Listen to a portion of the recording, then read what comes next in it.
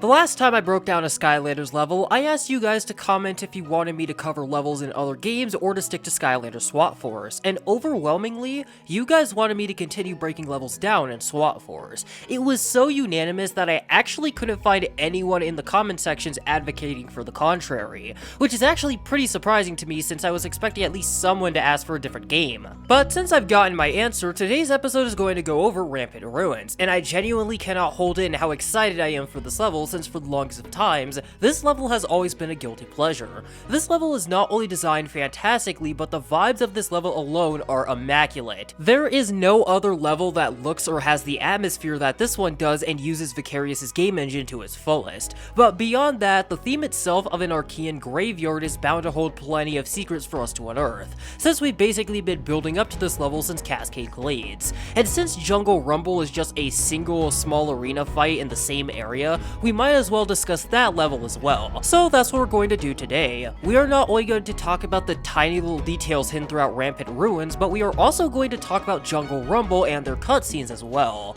So let's jump right into it.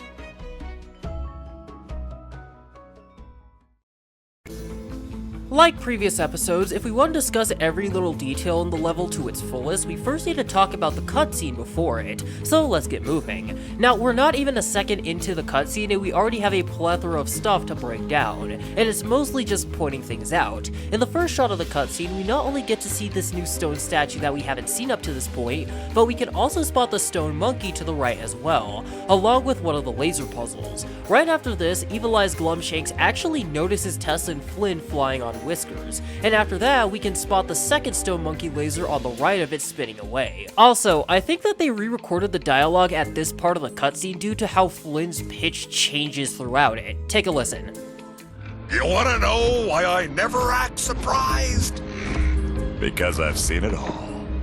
And speaking of that scene, when we cut to Flynn, we can actually see a treasure chest behind him before Glumshanks starts flinging debris at them. And even though it's minor, Whiskers actually loses a few feathers as he dodges the first gear. Also, when Flynn looks back and we get this shot, it's actually him noticing the stone monkey lighting up. But other than that, we actually get to see the platform that Glumshanks is on in its entirety, and along with it, a large chunk of petrified darkness. Now, I'm not exactly sure why Glumshanks would need another piece of petrified darkness at all, but if I had to guess, he's either using this piece to amplify his own powers, which would explain a rather interesting piece of dialogue that exists later in the level, or it's the amount of petrified darkness he's collected so far combined into one big piece. As for the thing he's on, I'm not exactly sure what it could be. It looks like a random platform, but it's also possible that it's some sort of ship as well. But jumping back to Flynn and Tessa's landing, we get to see these statues made of Archean parts and these stone pillars with fire inside of them, which pop up multiple times throughout the level. And since we've gotten to this part, it's about time that we hopped into the level. So let's go sniffing around. Now, before we talk about anything else in this level, we first need to discuss these little statues made of Archean parts, because I'm not exactly sure why they exist. The reason why I say this is because I'm not exactly sure if these statues are made of actual Archean parts, or if they are based off of the Archeans, but I'm tempted to believe the former due to another little detail later into the level. Anyways, after you make your way down the small path towards this tent to meet one of the treeman archaeologists, you can actually spot a sugar bat flying overhead, and after this treeman informs you about the petrified darkness and what's been going on, you go down this path and are introduced to the chompy rust buds. Now, I know I'm going to sound a little crazy for a couple of moments, but stick with me here. I'm pretty sure that the chompy rust buds are Archeans, or at least Archean machines made to replicate the Cloudbreak Chompies. Once again, this sounds pretty ridiculous until you realize that in their first appearance, they not only appear in a level full of exclusively Archean robots outside of the Evil Eyes Sugar Bats, but they also sprout out from tombstones, which the Archean Barrel Bots do as well from their own graves in the next section. Once again, this level takes place in an Archean graveyard, so these rust butts being buried alongside these other Archean robots is really telling, and the smoking gun for me at least was the barrel bots. Skipping over the magic fire gate and making our way onto and past this crumbling bridge, we can actually see this large Archean head floating over here unburied, and if you catch it at the right time, you can actually see its jaw mouth cover thing move.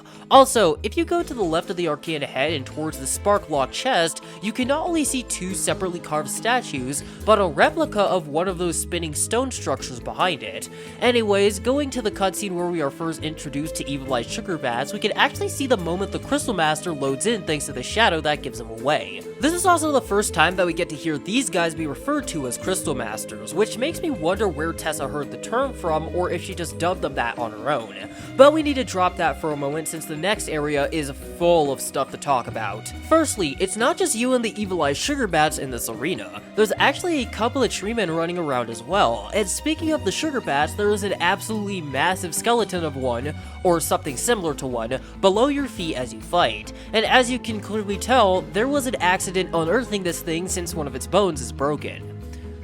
Unless that's the reason why this bat creature died in the first place. Now, it's clearly obvious that what we are observing is probably the ancient remains of a sugar bat adjacent creature since it has the skeleton of a bat. And in the wild, whenever an animal, more specifically birds, break a wing, it's basically just wraps for them. So maybe the sugar bat crashed into something, broke its bone, and then just starved to death since, as we can see in this arena fight, they are very prone to doing that. Along with that, we can actually spot 4 Archeans holding up stone structures, and what's interesting about these Archeans is that they have a design unlike any Archean we've seen before. Hell, you could even argue that these Archeans are radically different to the ones we see in this level outside their color scheme. But the thing that actually sticks out to me the most are these seemingly random gears, and it's not just one of these statues that have them, they all clearly share this. So why is this the case? If I had to guess, and I have to stress that this is a huge guess, maybe these Archeans did something terrible, so instead of getting somewhat normal grave like everyone else, they got these special punishment style ones. Anyways, after finishing this battle gate, if you open this chest, you can actually see the arm of the Archean that you walk on in the next section, which makes me wonder if the bodies of larger Archeans were split up on purpose. We're once again entering the speculation zone, so stick with me. As relayed before in previous episodes, the Stone Monkey's purpose is to watch over the cemetery and stomp out any Archeans who attempt to rise from the dead, but as shown by Glumshanks later into the level, it can only deal with so much. And since the Archeans were known for their massive machines that were probably autonomous and or sentient thanks to the existence of machine ghosts from giants, the ancient civilization that appears throughout all of these levels probably had to break down the much larger machines in Cloudbreak, thus explaining the random floating heads. Another small detail actually involves the climb zone since for some weird reason the lighting becomes much brighter. But other than that, it's actually covered in an assortment of Archean limbs with only a single head at the top. Anyways, as Glumshanks taunts you in the next section, you can actually see the mouth of one of the heads move. Looks pretty hopeless to me. You better get out of here. Which means he isn't just hissing at you through the void, but actually communicating with the Skylanders in the level.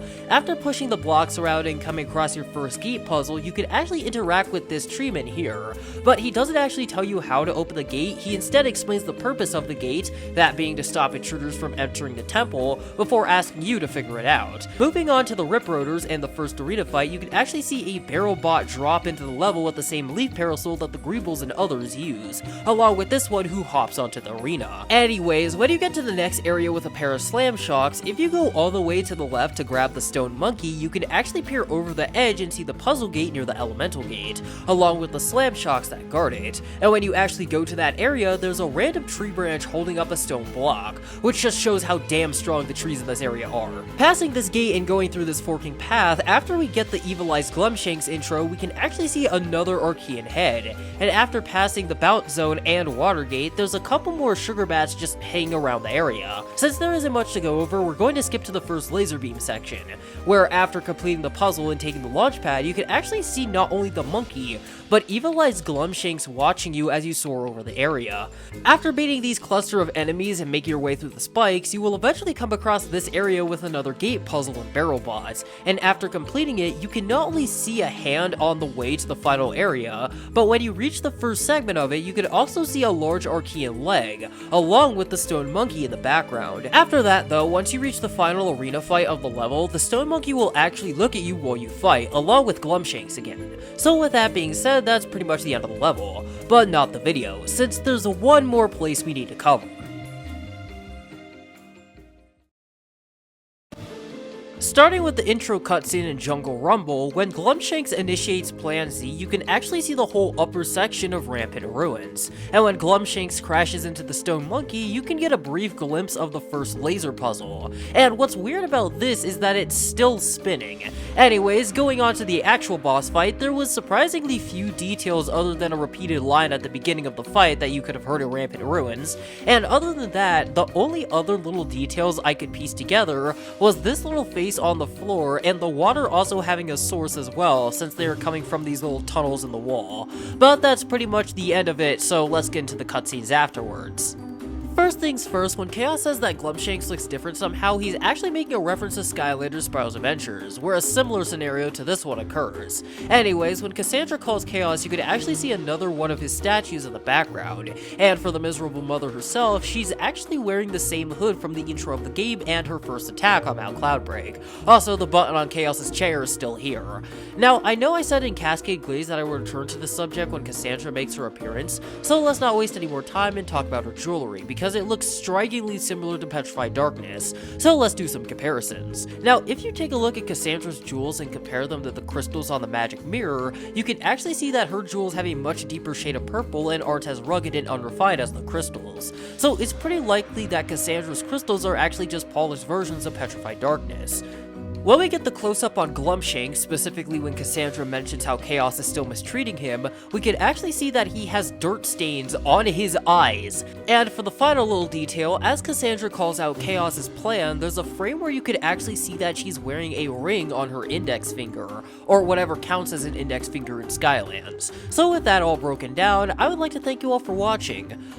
Like always, hit the subscribe button if you enjoy content like this, share this around so I can grow as a channel, leave some comments down below to make the algorithm happy, check out Return to Skylands, its Discord, and a bunch of other cool stuff down in the description below, hype up the video to let YouTube know that this is something worth sharing, and I will see you all in the next one.